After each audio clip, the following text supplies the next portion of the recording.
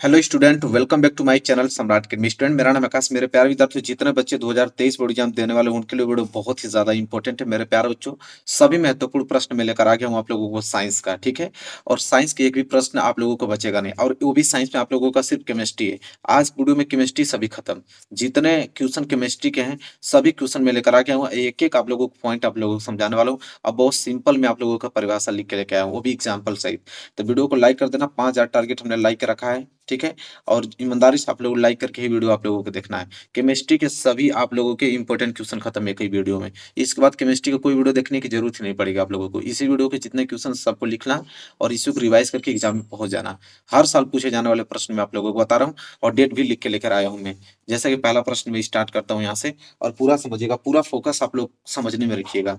जब समझ लेंगे तो उसका आंसर आप किसी तरह से लिख सकते हो एग्जाम में। जैसे पहला प्रश्न हमसे ये पूछा है कि उष्माक्षेपी को हम लोग दहन भी कहते हैं, दहन अभिक्रिया। उष्माक्षेपी या दहन अभिक्रिया एवं उष्मा शोषी अभिक्रिया का क्या अर्थ है, उदाहरण दीजिए। देखिए, एनसीईआरटी का प्रश्न है, 2020 में और 2022 में प्रश्न पूछा गया है, 2023 में भी आएगा। अब देखो, उष्माक्षेपी जो दहन अभिक्रिया होती क्या, उष्मा शोषी अभिक्रिया क्या होता है, बहुत सिंपल है इन टॉपिकों को समझना। देखो होता क्या है, सबसे पहले आप हेडिंग डालोगे उष्माक्षेपी अभिक्रिया, कोष्टक में दहन कर देना, कि दहन अभिक्रिया भी कहते हैं। देखो कह रहा है कि जिन रासायनिक अभिक्रियाओं में उत्पाद के निर्माण के साथ साथ ऊष्मा भी उत्पन्न होती है उन्हें ऊष्माक्षेपी या दहन अभिक्रिया कहते हैं। देखिए, दुनिया की कोई भी रिएक्शन हो रहा है, कोई भी रासायनिक अभिक्रिया हो रहा है, तो रासायनिक जब अभिक्रिया होता है तो अभिकारक मिलते हैं, अभिकारक मिलकर उत्पाद बनाते हैं। तो कोई भी अभिकारक अगर मिलकर उत्पाद बना रहा है और उत्पाद में आपको ऊष्मा निकलती हुई प्रतीत हो रही है, कि ऊष्मा निकल रही है उत्पाद के साथ साथ, तो 100% ऊष्माक्षेपी अभिक्रिया होगा बस। जैसे उदाहरण के तौर पे आप देखो, समझ में आ जाएगा आपको। जैसे प्राकृतिक गैस का दहन, प्राकृतिक गैस का दहन मतलब कि जैसे प्राकृतिक गैस हमने मीथेन ले लिया, उसका सूत्र होता है CH4 गैस, है ना, मीथेन गैस। इसको हमने वायु की उपस्थिति में, ऑक्सीजन की उपस्थिति में इसको हमने जलाया, ऑक्सीजन से अभिक्रिया कराया।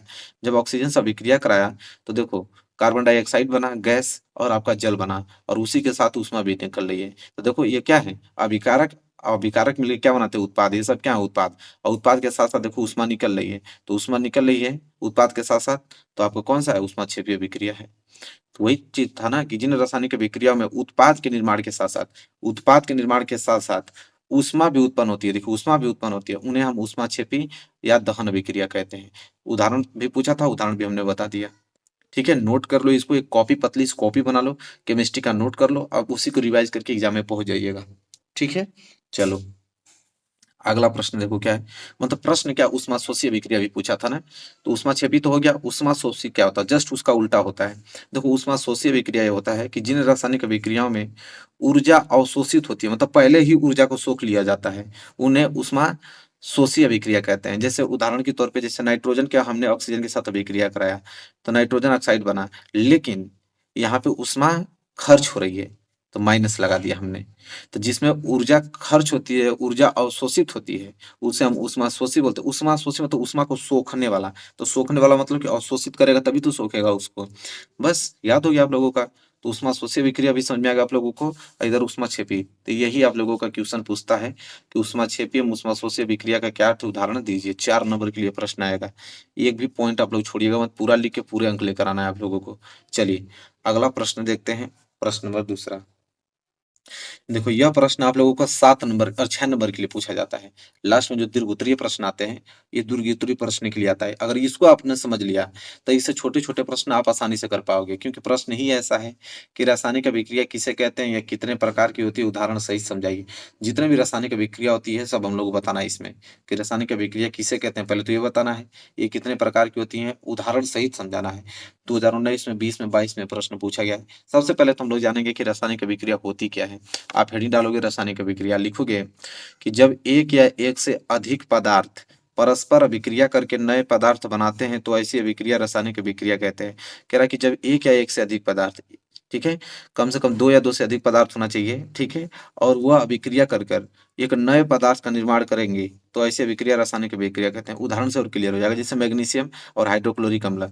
जब मैग्नीशियम की अभिक्रिया हमने हाइड्रोक्लोरिक अम्ल के साथ किया है तो मैग्नीशियम क्लोराइड बना और हाइड्रोजन गैस बना। तो देखो, दो यहाँ पे पदार्थ हैं और दो पदार्थ आपस में संयोग करके एक नए पदार्थ का निर्माण कर दिया है। देखो ये मैग्नीशियम है, ये हाइड्रोक्लोरिक अम्ल है और ये नया पदार्थ बन गया मैग्नीशियम क्लोराइड और हाइड्रोजन, नया पदार्थ बना कि नहीं, तो नया पदार्थ बन गया तो उसे हम बोलेंगे रासायनिक अभिक्रिया हुई है। ठीक है, तो परिभाषा कितना सिंपल है, नोट कर लो। उदाहरण भी हमने दिया है और वो भी संतुलित उदाहरण है, आपको संतुलित करने की जरूरत नहीं है। देखो यहाँ पे 2 लगाया है, हम संतुलित करके मैं लेकर आया हूँ। चलो, तो रासायनिक अभिक्रिया तभी समझ में आ गया आप लोगों को। फिर नीचे हेडिंग डालेंगे कि रासायनिक अभिक्रिया के प्रकार, और लिखोगे मुख्य रूप से रासायनिक अभिक्रिया निम्नलिखित प्रकार की होती है। कौन कौन सी? तो उसमें पहला प्रकार आ जाता है आप लोगों का संयोजन अभिक्रिया। देखो संयोजन को संकलन अभिक्रिया भी पूछता है, कभी कभी आपके एग्जाम में पूछ देगा ना कि संकलन अभिक्रिया बताइए, तो लड़के कंफ्यूज हो जाते हैं। तो दोनों याद होना चाहिए, संयोजन अभिक्रिया या संकलन अभिक्रिया दोनों एक ही है। देखो संयोजन अभिक्रिया होता क्या है कि वह रासायनिक अभिक्रिया जिसमें 2 या 2 से अधिक अभिकर्मक जुड़कर एक उत्पाद का निर्माण करते हैं। कितना सिंपल है। इस अभिक्रिया में क्या होगा कि 2 या 2 से अधिक अभिकर्मक जुड़ेंगे और केवल एक ही उत्पाद बनाएंगे, सिर्फ एक ही। तो समझ लीजिएगा कि संयोजन अभिक्रिया। जैसे यहाँ पे देखो 2 एग्जांपल, हाइड्रोजन की अभिक्रिया हमने ऑक्सीजन से कराया, तो 2 अभिकर्मक हैं, 2 अभिकर्मक जुड़कर देखो जल बनाया, मतलब एक ही उत्पाद बनाया, सिर्फ जल। तो एक ही उत्पाद बना रहा है, संयोजन अभिक्रिया। इसी तरह मैग्नीशियम का हमने ऑक्सीजन के साथ अभिक्रिया कराया, तो मैग्नीशियम ऑक्साइड बना रहा है। देखो 2 अभिकर्मक जुड़कर सिर्फ एक ही मैग्नीशियम ऑक्साइड उत्पाद बना रहा है, मतलब कि कौन सा अभिक्रिया? संयोजन अभिक्रिया। तो वही कह रहा है 2 या 2 से अधिक अभिकर्मक जुड़कर एक उत्पाद बनाए, उसे हम संयोजन या संकलन अभिक्रिया कहते हैं। अब पूरा संतुलित करके लेकर आया हूँ, बस आपको नोट करना है, याद करना है। अब क्या चाहिए, कितना सुविधा चाहिए आप लोगों को। चलो, तो ये तो आप लोगों का पहला इसका था प्रकार, संयोजन अभिक्रिया। दूसरा प्रकार होता है वियोजन अभिक्रिया। अब वियोजन अभिक्रिया संयोजन अभिक्रिया का जस्ट उल्टा होता है। ठीक है, तो चलो ये भी आप लोगों का आसान ही है। देखो लिखोगे कैसे, हेडिंग डालोगे वियोजन अभिक्रिया और लिखोगे वह रासायनिक अभिक्रिया जिसमें एकल अभिकर्मक, मतलब सिर्फ एक अभिकर्मक टूटकर 2 या 2 से अधिक उत्पाद बनाते हैं। उसका उल्टा है कि नहीं, उसमें क्या हो रहा था कि 2 या 2 से अधिक अभिकर्मक मिलकर एक उत्पाद बनाता था, लेकिन इसमें क्या होगा कि सिर्फ एक अभिकर्मक रहेगा और वह टूटकर 2 या 2 से अधिक उत्पाद बनाएगा, उसे हम वियोजन अभिक्रिया कहते हैं। वियोजन मतलब टूटना, वियोजित हो जाना, टूट जाना। जैसे उदाहरण में देखो फेरस सल्फेट है, फेरस सल्फेट को जब हमने गर्म किया, मतलब फेरस सल्फेट आपका क्या अभिकर्मक है, और जब इसको हमने गर्म किया तो फेरिक ऑक्साइड, देखो Fe2O3 फेरिक ऑक्साइड में, और सल्फर डाइऑक्साइड और सल्फर ट्राई ऑक्साइड, इसको ट्राई ऑक्साइड बोलते हैं। तो sulphur dioxide sulphur try oxide मतलब 3 उत्पादों में टूट गया, तो बोलेंगे वियोजन अभिक्रिया। तो देखो एक अभिकर्मक टूटकर कई उत्पादों में विखंडित हो गया, कई उत्पाद बना दिया, तो हम कहेंगे वियोजन अभिक्रिया हुई है। अब बताइए कोई दिक्कत है आप लोगों को? अब पूरा संतुलित किया हुआ लेकर आया हूँ, पूरा नाम लिख कर लेकर आया हूँ। इसको देखो सल्फर डाइऑक्साइड बोलते हैं, इसको सल्फर ट्राई ऑक्साइड बोलते हैं, लिख लेना हिंदी में अगर नहीं याद होता है तो। चलो, तीसरा होता है विस्थापन अभिक्रिया। देख लो विस्थापन अभिक्रिया क्या है। विस्थापन अभिक्रिया में क्या होगा कि वह रासायनिक अभिक्रिया जिसमें कोई एक अधिक अभिक्रियाशील तत्व किसी अन्य कम अभिक्रियाशील तत्व को उसके यौगिक में से विस्थापित कर देता है, उस अभिक्रिया को विस्थापन अभिक्रिया कहते हैं। ठीक है, अब देखो क्या रहा, क्या विस्थापन, तो देखो विस्थापन मतलब विस्थापित कर देना। अब विस्थापित वही करेगा जो अधिक अभिक्रियाशील होगा, तो अधिक अभिक्रियाशील वाला तत्व कम अभिक्रियाशील वाला तत्व को उसके यौगिक में से उसको विस्थापित कर दे, तो उसे विस्थापन अभिक्रिया बोलते हैं। यहाँ से लेके यहाँ तक परिभाषा आप लोग नोट कर लो, उदाहरण से तो और क्लियर हो जाएगा आप लोगों को। देखो जैसे देखो ये कॉपर सल्फेट है और ये लोहा है, ये आपस में अभिक्रिया कर रहा है, तो बना रहा है फेरस सल्फेट और कॉपर। देखो एक चीज ध्यान से सुनना, देखो ये लोहा है, ठीक है।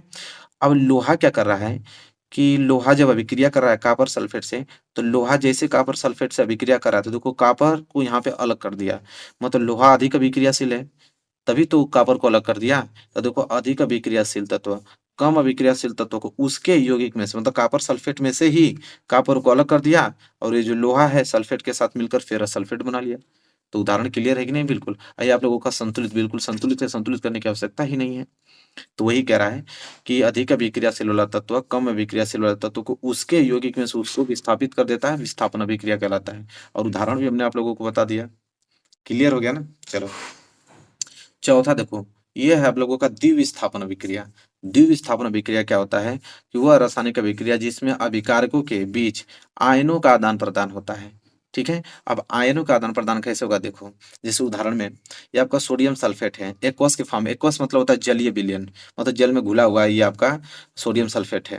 तो देखो सोडियम सल्फेट और बेरियम क्लोराइड ये आपस में अभिक्रिया करा रहा हूँ, तो सोडियम क्लोराइड और बेरियम सल्फेट बनना है। अब समझना, जैसे देखो सोडियम सल्फेट, जब सोडियम सल्फेट को अलग करेंगे तो सोडियम आपका प्लस में जाएगा, सल्फेट आपका माइनस में जाएगा, तो यह प्लस में हो गया, यह माइनस में हो गया। इसी तरह बेरियम क्लोराइड, बेरियम प्लस में जाएगा, क्लोरीन माइनस में जाएगा।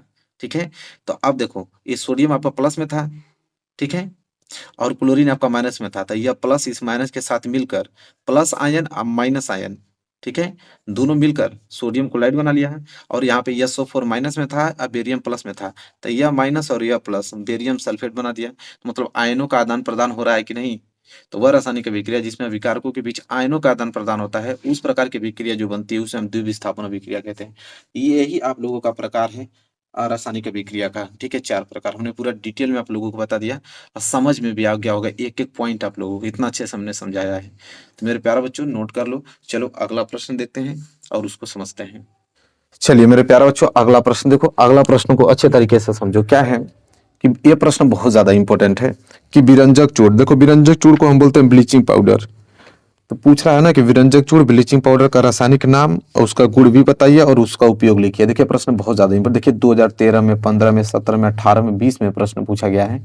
तो विरंजक चूर्ण देखते हैं ब्लीचिंग पाउडर होता क्या है। सबसे पहले तो हम लोग लिखेंगे कि ब्लीचिंग पाउडर, जिसे हम विरंजक चूर्ण के नाम से भी जानते हैं, तो ब्लीचिंग पाउडर विरंजक चूर्ण का जो रासायनिक नाम होता है ना, उसको हम कैल्शियम ऑक्सीक्लोराइड कहते हैं। क्या बोलते हैं? Calcium oxychloride. ये बहुविकल्पीय का प्रश्न भी बनता है, ठीक है, याद रखना। क्या बोलते हैं? Calcium oxychloride. तथा अणु सूत्र इसका होता है CaOCl2। Ca मतलब कैल्शियम, O मतलब ऑक्सी और Cl2 मतलब क्लोराइड, मतलब कैल्शियम ऑक्सीक्लोराइड। तो दोनों याद रखिएगा। ब्लीचिंग पाउडर का जो रासायनिक नाम है कैल्शियम ऑक्सीक्लोराइड और उस सूत्र होता है CaOCl2। ठीक है, अब ये बनता कैसे है ये भी पूछा है, तो बनाने की विधि देखिए कैसे बनता है, इसको देखेंगे। देखिए शुष्क बुझे हुए चूने पर क्लोरीन गैस की क्रिया से विरंजक चूर्ण का निर्माण होता है। शुष्क बुझे हुए चूना, तो शुष्क बुझे हुए चूना को हम बोलते हैं कैल्शियम हाइड्रोक्साइड। तो देखो यहाँ पे कैल्शियम हाइड्रोक्साइड है जो कि जल में घुला हुआ है। इसमें क्लोरीन गैस की अभिक्रिया कराएंगे तो देखो Cl2 क्लोरीन गैस है, आपस में जब अभिक्रिया कराएंगे तो कैल्शियम ऑक्सीक्लोराइड बनेगा और जल बनेगा। कैल्शियम ऑक्सीक्लोराइड को ही तो विरंजक चूर्ण कहते हैं। तो बस हो गया बनाने की विधि। जब भी कोई आपसे पूछे कि विरंजक चूर्ण कैसे बनता है तो आप बता देना कि शुष्क बुझे हुए चूने पर जब हम क्लोरीन गैस की क्रिया कराते हैं तो विरंजक चूर्ण का निर्माण होता है। रिएक्शन लिख देना, देखो संतुलित रिएक्शन है बिल्कुल। अब इसका उपयोग भी हमको लिखना पड़ेगा, 4 नंबर के लिए प्रश्न आता है। ठीक है, कि उपयोग इसका कहाँ करते हैं विरंजक चूर्ण का। देखो वस्त्र उद्योग में इसका उपयोग किया जाता है, सूती एवं लिनन के विरंजक के लिए। वस्त्र उद्योग में तो समझते हो, देखो विरंजक चूर्ण मतलब होता है कि वो गंदगी को साफ करता है। जो वस्त्र उद्योग में गंदे कपड़े बनते हैं तो उसको जब साफ किया जाता है तो विरंजक चूर्ण से साफ किया जाता है, वो बिल्कुल क्लीन कर देता है। और कागज की फैक्ट्री में लकड़ी की मज्जा लॉन्ड्री में साफ कर कपड़े को विरंजक के लिए उपयोग किया जाता है। देखो लकड़ी की मज्जा, लकड़ी की जो मज्जा जैसे कागज बनता है, जैसे पेज में मैं लिखा हूँ, तो ये पेज जब बनता है ना, तो पेज बनता है तो बहुत गंदा रहता है। इसकी सफाई के लिए हम लोग विरंजक चूर्ण का इस्तेमाल करते हैं। बड़े बड़े लॉन्ड्री में हम लोग प्रयोग करते हैं इसका, वो साफ करने का काम करता है विरंजक चूर्ण। बस हो गया, 4 नंबर मिल गया। इतना तो आसान टॉपिक है, आप लोग घबराते हो सिर्फ, मैं हूं जब तक कोई दिक्कत नहीं होगा, बस आप लोग पढ़ते रहो अच्छे से। चलो अगला पॉइंट देखते हैं। देखो अगला प्रश्न यह है कि बेकिंग सोडा की विधि, गुण, अणु सूत्र लिखिए तथा उपयोग बताइए।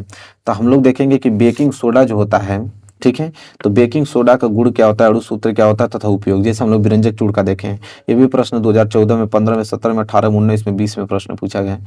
सबसे पहले तो हम लोग लिखेंगे कि जो बेकिंग पाउडर है, तो बेकिंग पाउडर का जो रासायनिक नाम होता है ना, उसको हम सोडियम बाइकार्बोनेट कहते हैं। क्या बोलते हैं? Sodium bicarbonate. तथा अणु सूत्र होता है NaHCO3। एक नाम और होता है इसका, इसको आप सोडियम हाइड्रोजन कार्बोनेट भी कह सकते हो। ठीक है, कंफ्यूज मत होइएगा। तो बेकिंग पाउडर का रासायनिक नाम क्या होता है? Sodium bicarbonate. बहुविकल्पीय में प्रश्न बनता है, याद रखिएगा। और सूत्र होता है NaHCO3। ठीक है, इसकी बनाने की विधि क्या होता है, इसको कैसे बनाया जाता है? तो देखो इसके निर्माण के लिए हम साधारण नमक NaCl लेंगे, जल लेंगे H2O, वह कार्बन डाइऑक्साइड CO2 की अभिक्रिया अमोनिया से जब कराएंगे तो हमें सोडियम बाइकार्बोनेट देखने को मिलेगा। समझो जैसे NaCl है, हमने NH3 ले लिया, अमोनिया ले लिया, इसके बाद कार्बन डाइऑक्साइड ले लिया और जल लिया। जब आपस में जब इनकी अभिक्रिया कराऊंगा तो यहाँ पे एक तो अमोनियम क्लोराइड बनेगा NH4Cl और एक बनेगा सोडियम बाइकार्बोनेट जो कि हम लोगों का बेकिंग सोडा है NaHCO3। ठीक है, क्लियर हो गया ना आप लोगों को? कोई डाउट नहीं होना चाहिए। चलिए इसके बाद इसका उपयोग भी लिख लेते हैं, आप लोग नोट कर लेना। बनाने की विधि समझ में आ गया ना कि नमक लेंगे, जल लेंगे, कार्बन डाइऑक्साइड, इसमें अमोनिया गैस, जैसे अमोनिया से अभिक्रिया कराएंगे तो आप लोगों को अमोनियम क्लोराइड और सोडियम बाइकार्बोनेट देखने को मिलेगा। इसका उपयोग कहाँ होता है, इसका उपयोग कहाँ करते हैं उसको देखने वाले हैं। तो देखो उसका उपयोग होता है बेकिंग पाउडर बनाने में। जो बेकिंग पाउडर होता है ना, बेकिंग पाउडर में समझते हो ना, खाने वाला सोडा, जिसको खाने वाला सोडा भी कहते हैं। तो बेकिंग पाउडर बनाने में, रसोई घर में स्वादिष्ट खस्ता पकौड़े में हम लोग, जो खस्ता पकौड़ा बनता है उसमें हम लोग बेकिंग पाउडर घर घर में मम्मी मम्मी जो लोग बनाती हैं उसमें खाने वाला सोडा का इस्तेमाल करती हैं, वहाँ पे किया जाता है। तो आई होप आप लोगों को क्लियर हो गया होगा, ये प्रश्न कोई भी डाउट नहीं होगा, ठीक है। तो ये नोट कर लेना, जो कि बहुत ज़्यादा इंपॉर्टेंट है। पूरा दिखा दिया ना, इसको आप लोग रखो। चलो अगला प्रश्न देखते हैं। चलिए, जब खाने वाला सोडा हो गया तो धोने वाला सोडा को तो पूछेगा ही पूछेगा। तो देखो, धावन सोडा बनाने का रासायनिक समीकरण तथा इसका उपयोग लिखिए। कि धावन सोडा कैसे बनता है, उसका समीकरण, उसका उपयोग लिखना है। तो देखिए, लिखेंगे हम लोग कि धावन सोडा का जो रासायनिक नाम होता है उसे हम बोलते हैं सोडियम कार्बोनेट। याद रखना, ये बहुविकल्पीय में आता है। तो धावन सोडा का रासायनिक नाम क्या हो गया, सोडियम कार्बोनेट। और अणु सूत्र की बात अगर हम करें तो अणु सूत्र होता है Na2CO3 10H2O। तो नाम याद हो गया, सोडियम कार्बोनेट। अणु सूत्र क्या होता है, Na2CO3 10H2। ये बहुविकल्पीय में बनता है, बहुत इंपॉर्टेंट है, याद रखना दोनों। फिर देखो, इसका निर्माण कैसे होता है। तो कास्टिक सोडा के सांद्र विलयन में कार्बन डाइऑक्साइड प्रवाहित करने पर सोडियम कार्बोनेट का विलयन प्राप्त होता है, जिसका वाष्पन करने पर सोडियम कार्बोनेट के क्रिस्टल प्राप्त होते हैं। जैसे समझ जाओगे भी। देखो, कास्टिक सोडा के सांद्र विलयन में, कास्टिक सोडा क्या होता है, sodium hydroxide NaOH caustic soda होता है। इसमें जब हम कार्बन डाइऑक्साइड प्रवाहित करते हैं तो देखो, CO2 से हमने अभिक्रिया कराया तो सोडियम कार्बोनेट का विलयन प्राप्त होता है। देखो, सोडियम कार्बोनेट और जल प्राप्त हुआ। फिर कह रहा है कि जिसका वाष्पन करने पर, अब इसका वाष्पन कराया जाएगा, इसका सोडियम कार्बोनेट का, तो वाष्पन कराने पर सोडियम कार्बोनेट के क्रिस्टल प्राप्त होते हैं। जैसे में समझ जाओगे, जैसे सोडियम कार्बोनेट को कपड़े धोने को सोडा, तथा हम लोग सोडा एस के नाम से भी जानते हैं, ठीक है, याद रखना। सोडियम कार्बोनेट के कपड़े धोने का सोडा भी कहते हैं, और सोडा एस के नाम से भी जानते हैं। ये रिएक्शन आपको समझ में आ गया ना। बस कभी कोई पूछेगा कि धावन सोडा कैसे बनता है, तब बता देना कि कास्टिक सोडा में जब हम कार्बन डाइऑक्साइड गैस प्रवाहित करते हैं तो सोडियम कार्बोनेट देखने को मिलता है हमको, ठीक है। बस इसका उपयोग भी आप लोगों को समझ में आ गया। देखो, इसका 2 रिएक्शन पूछता है, आप लोग इसको याद रखना। पूछता यह है कि बेरियम क्लोराइड से क्रिया करता है, ठीक है। जो धावन सोडा है वो बेरियम क्लोराइड से क्रिया करके क्या बनाता है। तो देखो, यह बेरियम क्लोराइड को बेरियम कार्बोनेट में बदल देता है। पूछता है बहुत बार। तो देखो, बेरियम क्लोराइड है, जब इसकी अभिक्रिया हमने सोडियम कार्बोनेट कराया, Na2CO3 कराया, तो सोडियम कार्बोनेट कराने पे देखो, बेरियम CO3 बना दिया, बेरियम कार्बोनेट बना दिया, और NaCl बना दिया। और एक और इसकी अभिक्रिया होती है SO2 से, सल्फर डाइऑक्साइड से। तो ये SO2 से क्रिया करता है तो क्या होता है, इसके विलयन में SO2 गैस प्रवाहित करने पर सोडियम सल्फाइड तथा सोडियम बाईसल्फाइड बनाता है। देखो, ये आपका सोडियम कार्बोनेट है, और जब सल्फर डाइऑक्साइड से हम इसमें अभिक्रिया कराएंगे तो सोडियम सल्फाइड बना दिया है। देखो, क्या बना दिया, सोडियम सल्फाइड और कार्बन डाइऑक्साइड गैस। फिर कह रहा है कि अगर सोडियम कार्बोनेट है और सल्फर डाइऑक्साइड और उसमें जल मिला दें और फिर अभिक्रिया कराएंगे तो सोडियम बाईसल्फाइड बनाता है। तो यह इसके 2 रिएक्शन हैं, जो कि बेरियम क्लोराइड से और सल्फर डाइऑक्साइड से अभिक्रिया करके क्या बनाता है। तो सब कुछ डिटेल में मैं रखा हूँ, ठीक है। आई होप आपको क्लियर हो गया होगा। क्लियर है ना आप लोगों को। चलिए, अब देखो अगला प्रश्न पूछता है आप लोगों को कि प्लास्टर ऑफ पेरिस किसे कहते हैं, इसे बनाने की विधि, गुण व उपयोग लिखिए, ठीक है। बहुत इंपॉर्टेंट है। तो चलिए देखते हैं, प्लास्टर ऑफ पेरिस किसे कहते हैं, इसे बनाने की विधि क्या है, गुण क्या होता है। देखो, कह रहा है कि जिप्सम को 120 और 130 डिग्री सेल्सियस पर गर्म करने से प्लास्टर ऑफ पेरिस बनता है, ठीक है। बनाने की विधि देखो, ये जिप्सम है, जिप्सम का सूत्र याद रखना है, CaSO4 2H2O। ये आपका जिप्सम है। जिप्सम को जब हम 120 और 130 डिग्री सेल्सियस पर गर्म करते हैं तब जाके प्लास्टर ऑफ पेरिस बनता है। CaSO4 होल ट्वाइस H2O, ये प्लास्टर ऑफ पेरिस बनता है, और यहाँ पे जल बनता है। अब बिल्कुल संतुलित हमने किया है। तो जब भी कोई आपसे पूछे कि प्लास्टर ऑफ पेरिस बनाने की विधि क्या है, तो आप बता देना कि जिप्सम को जब हम 120 या 130 डिग्री सेल्सियस पर गर्म करते हैं तब प्लास्टर ऑफ पेरिस का निर्माण होता है। इसके गुण धर्म क्या है, तो इसके गुण धर्म में लिखोगे कि प्लास्टर ऑफ पेरिस सफेद रंग का चूर्ण होता है, जो तेज गर्म करने पर कैल्शियम सल्फेट में बदल जाता है। देखो, ये आपका प्लास्टर ऑफ पेरिस है। प्लास्टर ऑफ पेरिस को अगर गर्म कर दोगे तो कैल्शियम सल्फेट में बदल जाएगा और जल में बदल जाएगा, ठीक है। तो पहला गुण उसका था। दूसरा गुण देख लो, इसका गुण पूछता है। दूसरा गुण यह है कि प्लास्टर ऑफ पेरिस की जल से अगर क्रिया कराने पर उष्मा उत्पन्न होती है और वह शीघ्रता से ही जिप्सम में बदलकर जम जाता है। इस क्रिया को हम प्लास्टर ऑफ पेरिस का जमना कहते हैं। जो प्लास्टर ऑफ पेरिस है, अगर उसको जल से विक्रिया करा दिए तो पुनः जिप्सम बदल जाएगा। जैसे देखो, ये प्लास्टर ऑफ पेरिस है, अगर जल से विक्रिया कराओगे तो तुरंत जिप्सम में बदल जाएगा। जिप्सम में कठोर धातु होती है, ठीक है, चलो क्लियर हो गया ना। तो दो इसके गुण धर्म भी हमने आप लोगों को बता दिया। अब जाके उपयोग देखो, ठीक है, यहाँ तक उपयोग लिख लो।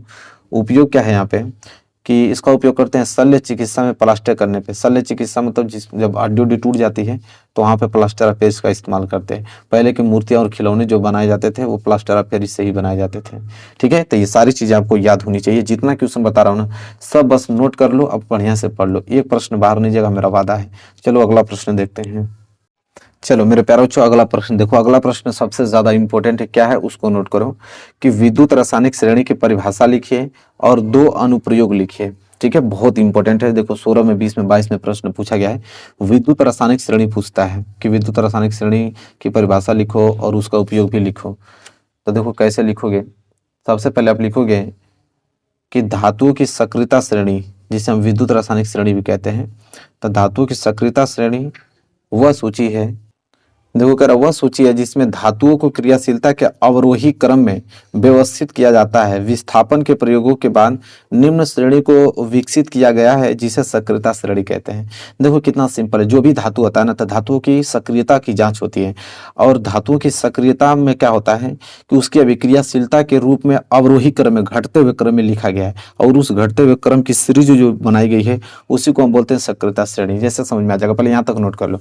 जैसे ये देखो पूरा धातु को बताया गया है, जैसे potassium, sodium, calcium, magnesium, aluminium, zinc, लोहा जिसे आयरन भी कहते हैं, पीवी लेड कहते हैं, एच मतलब हाइड्रोजन हुआ, सीयू मतलब कापर जिसे तांबा भी कहते हैं, एचजी मतलब मरकरी जिसे पारा भी कहते हैं, एजी मतलब सिल्वर जिसे चांदी भी कहते हैं, एयू मतलब गोल्ड जिसे सोना भी कहते हैं।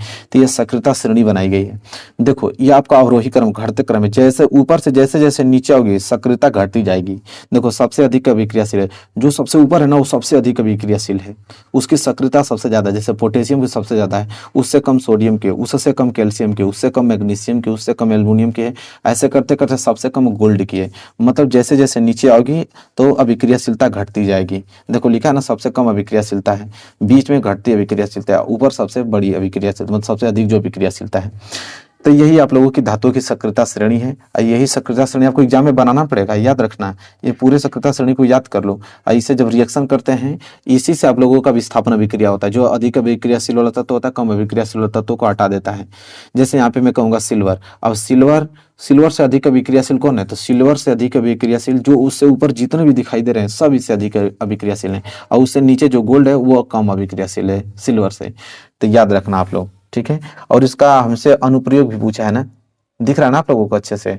अनुप्रयोग भी पूछा है कि इसके दो अनुप्रयोग बताइए, तो उसको कहाँ छोड़ेंगे, उसको भी तो बताना पड़ेगा। देखो तो लिख लीजिएगा अनुप्रयोग। पहला, विद्युत रासायनिक श्रेणी की सहायता से धातुओं की अभिक्रियाशीलता की तुलना की जा सकती है। बिल्कुल, अगर उससे आप लोगों को सक्रियता श्रेणी याद है तो आप तुलना नहीं कर सकते हो कि कौन अभिक्रियाशील अधिक है, कौन किसकी तत्वों की अभिक्रियाशीलता कम है, कर सकते हो कि नहीं तुलना, बिल्कुल। दूसरा अनुप्रयोग इसका है कि विद्युत रासायनिक श्रेणी की सहायता से विभिन्न धातुओं द्वारा अम्लों में से हाइड्रोजन विस्थापित कर पाने की क्षमता की जानकारी प्राप्त होती है। बिल्कुल, देखो जब अम्ल में से हाइड्रोजन विस्थापित करने की बारी आती है तो अभिक्रियाशीलता पे ही डिनोट करता है, क्योंकि अम्ल में से हाइड्रोजन विस्थापित वही कर सकता है जिसकी अभिक्रियाशीलता अधिक होगी।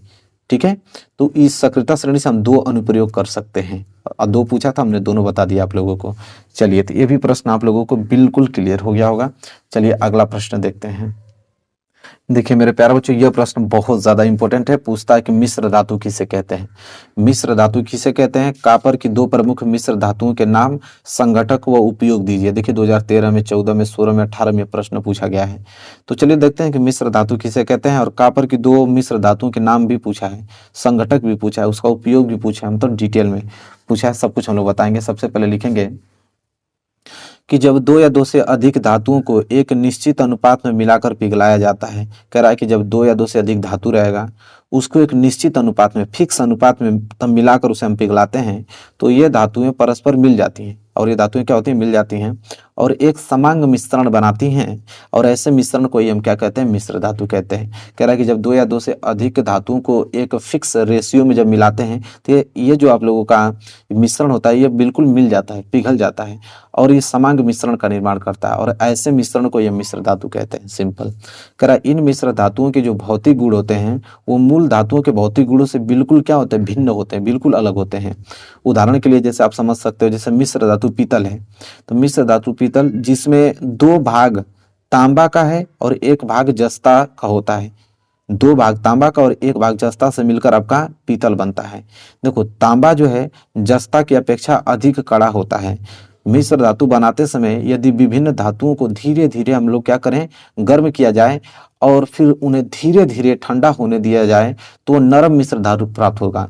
जब मतलब कहने का मतलब ये चीज़ है कि जब आपको नरम मिश्र धातु चाहिए तो आपको करना क्या है कि उसे धीरे धीरे में गर्म किया जाए, फिर धीरे धीरे अगर ठंडा करोगे तो आपको नरम मिश्र धातु देखने को मिलेगा। और यदि धातुओं को अगर शीघ्रता से गर्म करोगे मतलब बहुत तेजी से गर्म करोगे और शीघ्रता से ठंडा किया जाए तो मिश्र धातु कठोर और भंगुर होती है, मतलब कठोर होगा भंगुर तो उसे तोड़ने पर तुरंत टूट जाएगा। ठीक है, इस प्रकार धातु से मिश्र धातु बनाने में उनकी कठोरता और वायु जल आदि से क्रिया करके उनका गुण चमक रंग मूल्य आदि बदलकर अधिक उपयोगी हम बना सकते हैं। ठीक है, चलिए तो ये सारी चीजें क्लियर हो गया आप लोगों को। देखिए 2 मिश्र धातु पूछा था हमको, उसके संघटक और उपयोग भी पूछा था तो उसको भी बताना पड़ेगा। तो देखो यहाँ पे हम लोग लिखेंगे कि मिश्र धातु में 2, एक हमने पीतल को ले लिया, एक जर्मन सिल्वर को ले लिया। संघटक क्या है, देखो पीतल किससे मिलकर बना है तो कापर से और जिंक से। ठीक है, कापर से और जिंक से मिलकर बना है। कापर आपका 70% है, जिंक आपका 30% है। ठीक है, और उसका उपयोग कहाँ करते हैं तो तार मशीनों के पुर्जे बनाने में हम लोग पीतल का उपयोग करते हैं। उसी प्रकार जर्मन सिल्वर जो है, जर्मन सिल्वर कापर से जिंक से नियान से बना है। कापर जिसमें 50% है, आपका जिंक 35% है, नियान आपका 15% है। इनसे मिलकर आपका जर्मन सिल्वर बना है और इसका उपयोग हम बर्तन मूर्तियां बनाने में करते हैं। ठीक है, चलो ये भी प्रश्न क्लियर हो गया आप लोगों को, कोई भी डाउट नहीं होगा। अगला प्रश्न देख लो। अगला प्रश्न क्या है कि समजातीय श्रेणी क्या है, उदाहरण के साथ समझाइए। तो प्रश्न इतना ज्यादा इंपॉर्टेंट है मेरे प्यारे बच्चों, तो इसको आपको रटना ही पड़ेगा। 2013 में, 15 में, 17 में, 18 में, 19 में, 20 में, 22 में, देख पा रहे हैं ना, लगातार प्रश्न पूछा गया है। तो देखिए समजातीय श्रेणी क्या है, उदाहरण के साथ समझाना है, बिल्कुल मैं समझाऊंगा आप लोगों को। देखिए समजातीय श्रेणी होती क्या है कि कार्बन यौगिकों का वह समूह, कार्बन यौगिकों का वह समूह जिनका सामान्य सूत्र एवं क्रियात्मक समूह जो है एक जैसा होता है। कार्बन यौगिकों का वह समूह जिनका देखिए सामान्य सूत्र और क्रियात्मक समूह एक जैसा होता है उसे समजातीय श्रेणी कहते हैं, तथा उसके सदस्यों को हम लोग क्या कहते हैं, समजात गण कहते हैं। देखो समझ में आ जाएगा आप लोगों को। उदाहरण जैसे मेथेनॉल, मेथेनॉल में देखो उसके सूत्र CH3OH है। एथेनॉल CH3CH2OH होता है। प्रोपेनॉल को होता है CH3CH2CH2OH। देखो बिल्कुल एक जैसे हैं और इसका अगर क्रियात्मक संभावना होगा तो भी एक जैसे ही आपको देखने को मिलेगा। ठीक है, कह रहा है कि समजातीय श्रेणी के सदस्यों के विभिन्न लक्षण हैं, इसके अलग अलग लक्षण पाए जाते हैं। तो देखो लक्षण हम लोग देखेंगे। पहला तो ये पाया जाता है कि सभी सदस्यों को एक सामान्य सूत्र द्वारा प्रदर्शित कर सकते हैं। जितने भी सदस्य होंगे सबको एक सूत्र द्वारा हम प्रदर्शित करें, सबका एक सूत्र होगा। दूसरा कि सभी सदस्यों का एक ही क्रियात्मक समूह होता है, जितने भी सदस्य हैं सबका एक ही क्रियात्मक समूह बनता है। और तीसरा है कि प्रत्येक क्रमागत सदस्यों के अणु सूत्र में सिंगल बॉन्ड CH2 का अंतर होता है। जैसे पहला क्रमागत सदस्य, उसके बाद जो क्रमागत, फिर अगला जो क्रमागत आएगा, सब में अगर उनके अणु सूत्र में अगर अंतर होगा तो सिर्फ सिंगल बॉन्ड CH2 का अंतर होगा। ठीक है, क्लियर। चलो यहाँ पे देख भी ले, देखो CH3 है ना, अब हमें प्रोपेनॉल बनाना है तो देखो CH3OH है तो CH3 और उसके बाद अगला अंतर देखा जाए तो बस देखो सिंगल बॉन्ड CH2 का बस अंतर, बाकी OH उसी तरह है। फिर इसके बाद क्रमागत अगला प्रोपेनॉल आ गया ना, तो देखो CH3, इसमें CH2 दो यहाँ पे सिंगल बॉन्ड से CH2 जुड़ जाएगा, फिर देखो OH। तो वही कह रहा है कि प्रत्येक क्रमागत सदस्यों के अणु सूत्र में सिंगल CH2 का अंतर होता है बस।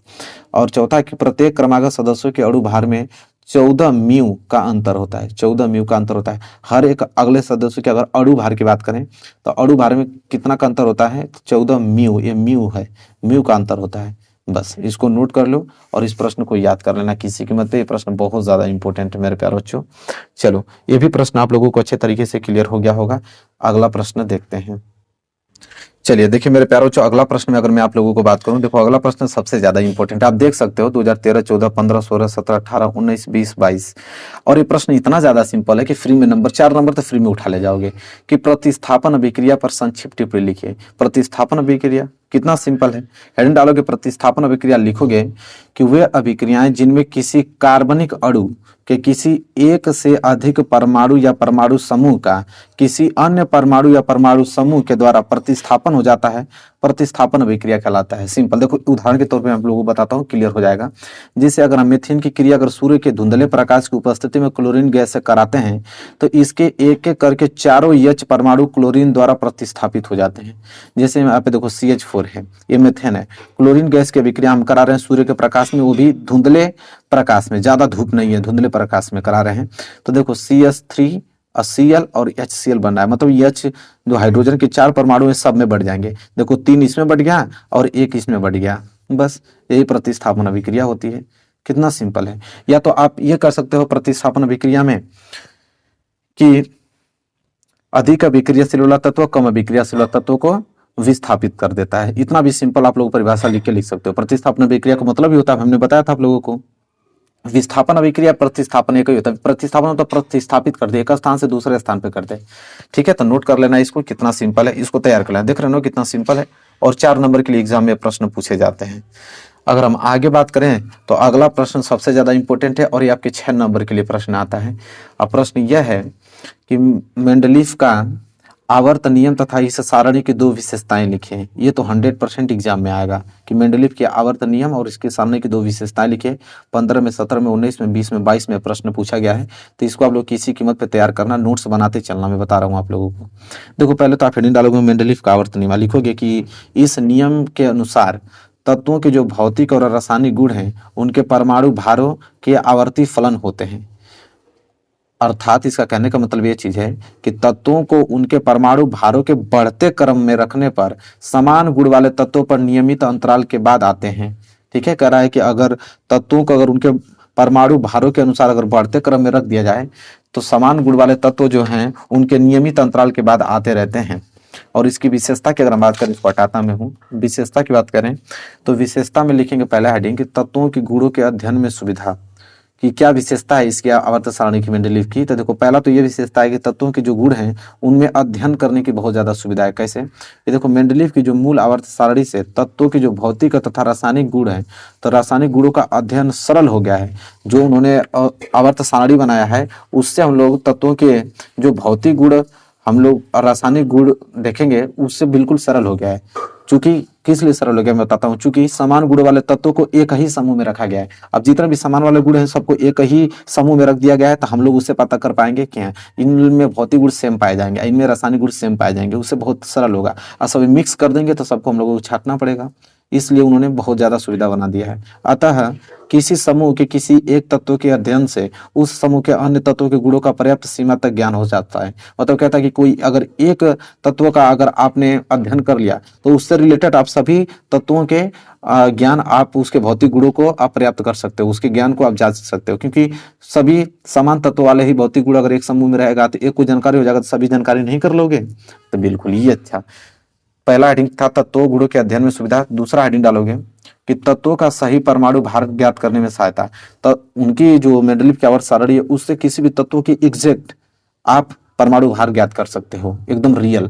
ठीक है, कैसे समझो, देखो सन 1869 में यह हुआ था, कहानी उन्होंने बताया है कि सन 1869 से पहले बेरियम का जो परमाणु भार था वो 13.5 माना जाता था। बेरिलियम के गुण मेंडलीफ की मूल आवर्त सारणी के द्वितीय समूह के तत्वों के गुणों के समान है। ठीक है, अतः मूल आवर्त सारणी में जो बेरिलियम द्वितीय समूह में स्थित होना चाहिए, और इस स्थिति में बेरिलियम द्वितीय समूह में स्थित होना चाहिए, और इस स्थिति में बेरिलियम का जो परमाणु भार है वो लिथियम के परमाणु भार का 7 तथा बोरान के परमाणु भार 11 के मध्य होना चाहिए। इससे मेंडलीफ ने निष्कर्ष यह निकाला कि बेरिलियम का जो परमाणु भार है वो 13.5 नहीं है, ठीक है, बल्कि वो क्या है 9.4 है। इसके बाद प्रयोगात्मक परीक्षणों द्वारा यह सिद्ध किया गया कि बेरिलियम का जो परमाणु भार लगभग 9 है। और इसी प्रकार मेंडलीफ की जो मूल आवर्त सारणी से कुछ अन्य तत्वों का सही परमाणु भार ज्ञात करने में सहायता मिली। मतलब कहने का मतलब ये चीज है कि जब मेंडलीफ का आवर्त सारणी नहीं था 1869 में उन्होंने मेंडलीफ की आवर्त सारणी उन्होंने बनाई, तो उससे पहले बेरिलियम का परमाणु भार 13.5 माना जाता था। ठीक है, ऐसे ही लेकिन जब उन्होंने अपना मेंडलीफ की आवर्त सारणी उन्होंने बनाया तो उस सारणी के अनुसार जब उन्होंने देखा कि किस समूह में पाया जाएगा, उस समूह के अंतर्गत कितनी परमाणु भार होगा, तो उन्होंने चेक किया, तब जाकर उनको जानकारी मिली एग्जैक्ट कि नहीं बेरिलियम का परमाणु भार 13.5 नहीं है बल्कि क्या है 9 है। तो इसलिए अब कह रहा है कि तत्वों का सही परमाणु भार भी आप ज्ञात कर सकते हो मेंडलीफ की आवर्त सारणी से, इतनी सुविधा मिल जाएगी। तो आई होप आपको क्लियर हो गया ना, पूरा दिख रहा है ना आप लोगों को, एक भी आप लोगों को वर्ड आपको छिपना नहीं चाहिए। देखिए इसलिए मैं यहाँ पे फिर एक बार दिखाना चाह रहा हूँ आप लोगों को कि पूरा देख लो और पूरा याद कर लो इसको। ठीक है, क्लियर हो गया ना आप लोगों को। चलिए अब हम बढ़ेंगे अगला प्रश्न देखते हैं। देखो मेरे प्यारे बच्चों, यह प्रश्न 6 नंबर के लिए आता है जो कि सबसे ज्यादा इंपॉर्टेंट है। वो क्या है कि पीएच मान से आप क्या समझते हैं, शुद्ध जल में हाइड्रोजन आयनों का सांद्रण क्या होता है। यह 100% एग्जाम में देता है कि पीएच मान से आप क्या समझते हो और शुद्ध जल में जो हाइड्रोजन आयनों की सांद्रण होता है क्या होता है। देखो डिटेल में हम लोग पढ़ेंगे कि देखो किसी विलयन में उपस्थित हाइड्रोजन आयनों की सांद्रता ज्ञात करने के लिए एक स्केल विकसित किया गया जिसे पीएच स्केल कहते हैं। पीएच मतलब होता है पावर ऑफ हाइड्रोजन, हाइड्रोजन की सांद्रता बताता है कि हाइड्रोजन की सांद्रता किसी विलयन में कितनी है, उसे हम पीएच मान कहते हैं। तो ये कह रहा है कि किसी विलयन में उपस्थित अगर हाइड्रोजन आयनों की सांद्रता ज्ञात करने के लिए हमने एक स्केल बनाया है और उसी स्केल को हम पीएच स्केल कहते हैं। देखो एक प्रश्न और पूछा था कि शुद्ध जल में हाइड्रोजन आयनों का जो सांद्रण होता है वो 1 × 10⁻⁷ मोल प्रति लीटर होता है, इसको याद रखना। फिर इसके बाद हमसे पूछा इसका उपयोग भी पूछता है, तो पूरा डिटेल में हम लोग लिखेंगे कि दैनिक जीवन में जो पीएच का महत्व है, वो पीएच का महत्व क्या है। तो पहला आप हेडिंग डालोगे कि हमारे पाचन तंत्र का पीएच।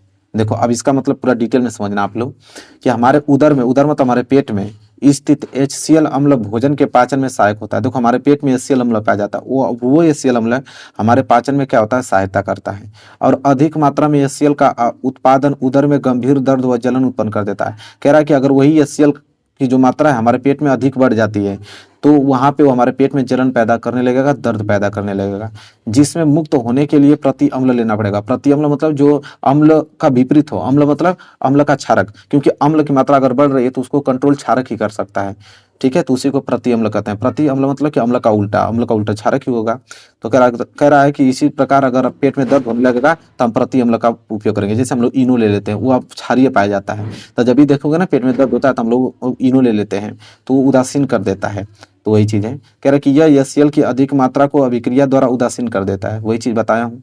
कह रहा है कि मिल्क ऑफ मैग्नीशियम हाइड्रोक्साइड प्रति अम्ल का एक अच्छा उदाहरण है। देखो मैग्नीशियम हाइड्रोक्साइड जो इनो लेते हैं ना, वो उसे बोलते हैं मैग्नीशियम हाइड्रोक्साइड, और उसमें प्रति अम्ल का एक अच्छा उदाहरण है। जब हम लोगों को पेट दर्द करता है हम इनो पी लेते हैं, तो वो क्या करता है, HCl जो अम्ल बढ़े और रहता है उसको उदासीन करने का काम करता है वो। ठीक है, तो ये आप लोगों का पहला हो गया कि हमारे पाचन तंत्र का पीएच।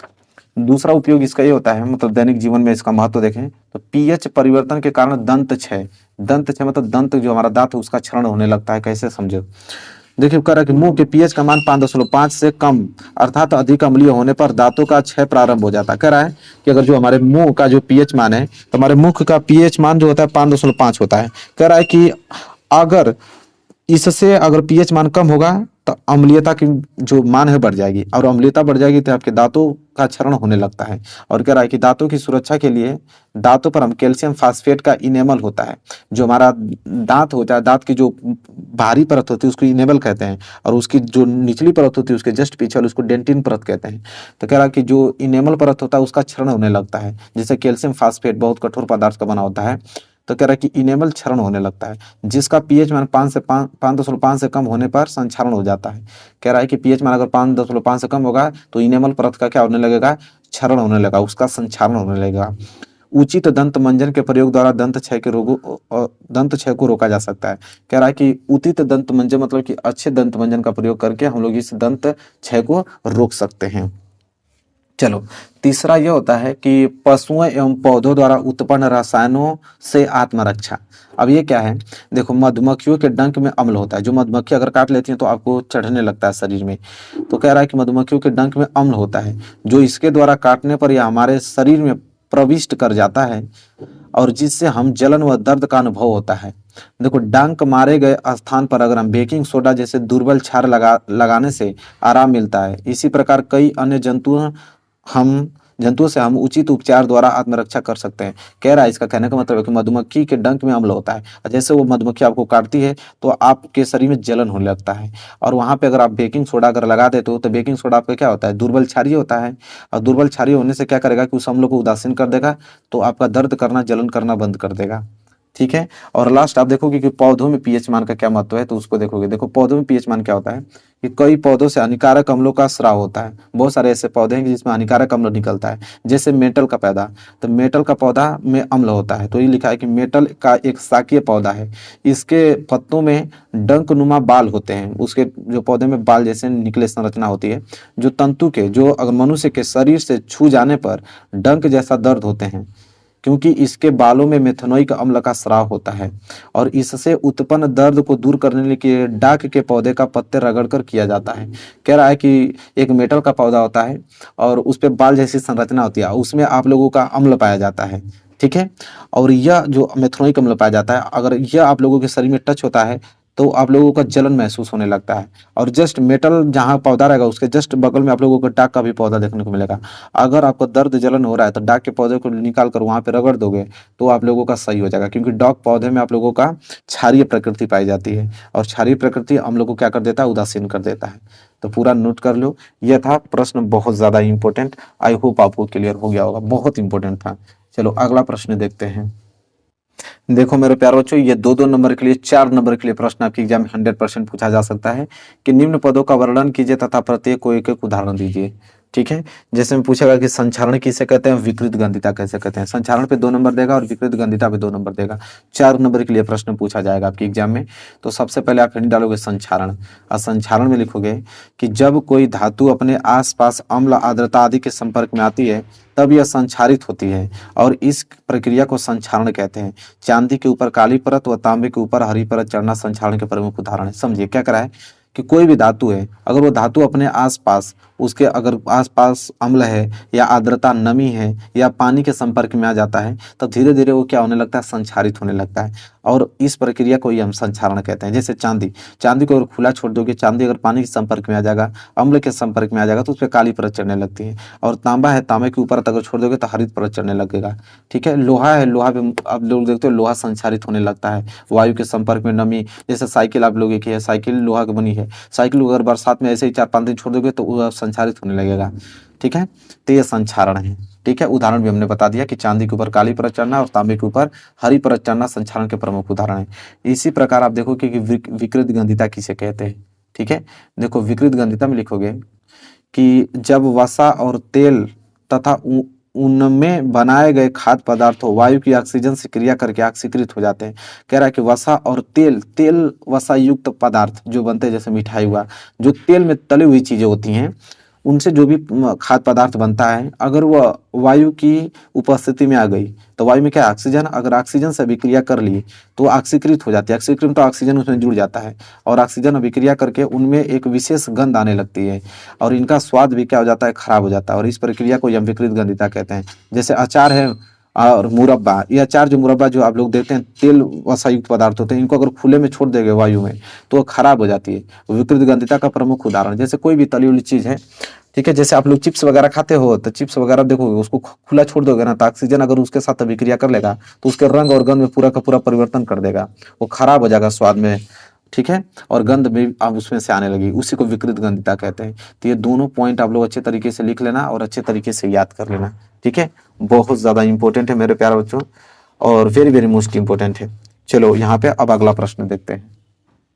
देखो उसी प्रश्न को अकेला पूछता है, कैसे, 4 नंबर के लिए उसी प्रश्न को अकेला पूछ लेगा कि संचारण क्या होती है, संचारण के 2 उदाहरण दीजिए। तो आप सिंपल वही दोगे कि धातु अपने आसपास की उपस्थिति, नमी, आर्द्रता, अम्ल, जल आदि के संपर्क में आने पर खराब होने लगती हैं, और यह प्रक्रिया ही संचारण कहलाता है।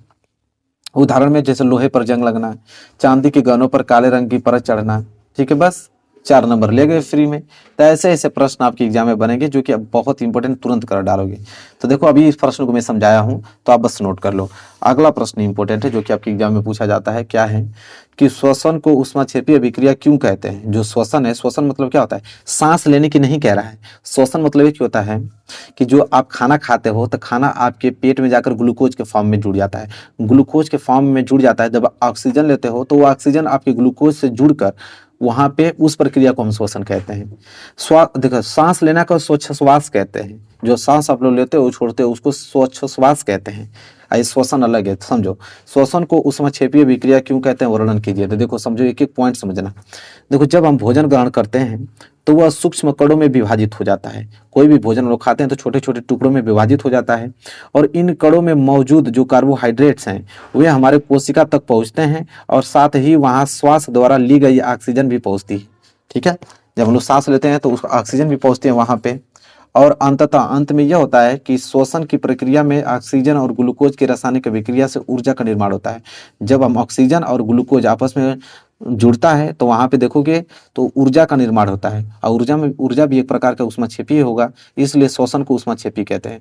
ऊर्जा भी यहाँ पे ऊष्मा का ही काम कर रहा है, तो इसलिए हम लोग क्या कहेंगे कि ऊष्माक्षेपीय अभिक्रिया है। तो वही पूछा है ना कि श्वसन को ऊष्माक्षेपीय अभिक्रिया क्यों कहते हैं, वर्णन कीजिए। तो इस प्रकार कहते हैं। ठीक है, और रिएक्शन भी देख लो। देखो ये ग्लूकोज है, और ग्लूकोज क्योंकि पेट में ग्लूकोज की फॉर्म में, कार्बोहाइड्रेट की फॉर्म में रहता है। जब ऑक्सीजन इसके साथ अभिक्रिया किया तो कार्बन डाइऑक्साइड जल बना, और देखो ऊर्जा निकल रहा है, और ऊर्जा यहाँ पे निकल रहा है तो मतलब ऊष्मा के प्रतीक हो रहा है, क्योंकि ऊष्मा के रूप में निकल रहा है। तो हमने क्या क्या, ऊष्माक्षेपी क्या होता है, जब उत्पाद के साथ ऊष्मा निकले उसी को तो ऊष्माक्षेपी कहते हैं। देखो उत्पाद के साथ ऊष्मा निकल रही है, यहाँ पे ऊष्मा किस फॉर्म में निकल रही है, ऊर्जा के फॉर्म में निकल रही है। तो ये रिएक्शन भी आप लोग लिखते हैं ना, क्लियर है। चलो अगला प्रश्न देखो क्या है। अगला प्रश्न मेरे प्यारे बच्चों यह है कि जब लोहे की कील को कॉपर सल्फेट के विलयन में डुबोया जाता है तो विलयन का रंग क्यों बदल जाता है। वेरी वेरी मोस्ट इंपोर्टेंट है।